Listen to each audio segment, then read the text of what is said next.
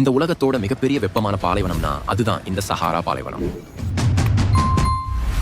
இது வட ஆப்பிரிக்காவோட 9 மில்லியன் சதுர கிலோமீட்டருக்கு மேல பரவி இருக்கு. இன்னைக்கும் அது வெப்பமும் பெரும் மணல் மூடப்பட்ட பரப்புகளும் கொண்டதா இருந்தாலும் பழைய காலங்கள்ல இது ஒரு பசுமையான நிலமா இருந்துச்சு. சுமார் 10,000 முதல் 5,000 ஆண்டுகளுக்கு முன்னாடி நிகழ்ந்த ஆப்பிரிக்க நனைந்த காலத்தில இந்த பகுதியில ஏரிகள், நதிகள், புல்வெளிகள் ஆகியவை காணப்பட்டுச்சு. அந்த காலத்தை பற்றிய ஆதாரங்கள் பள்ளி குகை ஓவியங்கள்ல காணப்படுது. அது யானைகள், ஒட்டக சிவிங்கிகள், மாடுகள் போன்ற விலங்குகளையும் வேளாண்மை மற்றும் வேட்டையாடல் செய்யும் மனிதர்களையும் காட்டுது. காலநிலை மாற்றத்தால மழை குறைவடைஞ்சு இந்த பகுதி மெதுவா பாலைவனமா மாறிச்சு. இந்த கடுமையான நிலைமையிலும் மனிதர்கள் வாழ்ந்திருக்கிறாங்க. பசுமை நிலமா இருந்த போது நவீன கற்கால மக்கள் இங்க குடியிருந்தாங்க.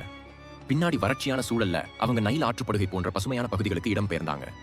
இதனால பண்டைய எகிப்து போன்ற நாகரிகங்கள் உருவாக உதவிச்சு. கிமு 1ஆம் நூற்றாண்டில் சஹாரா முக்கிய வர்த்தக பாதையா மாறியது. ஒட்டகங்களோட உதவியோட மேற்கு தூர ஆப்பிரிக்க நாடுகள் மற்றும் வட ஆப்பிரிக்க நாடுகளுக்கிடையே வணிகம் நடைமுறையில வந்துச்சு. உப்பு, தங்கம், அடிமைகள், துணிகள் எல்லாமே முக்கியமா பரிமாற்றினாங்க. அரபு வணிகர்களின் மூலம் இஸ்லாம் மதம் பரவிச்சு.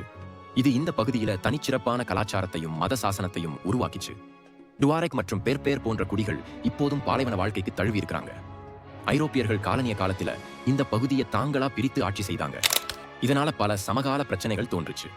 இன்னைக்கும் காலநிலை மாற்றம் மற்றும் மரங்கள் வெட்டப்படுவதால சஹாரா பாலைவனம் மேலும் விரிவடையுது.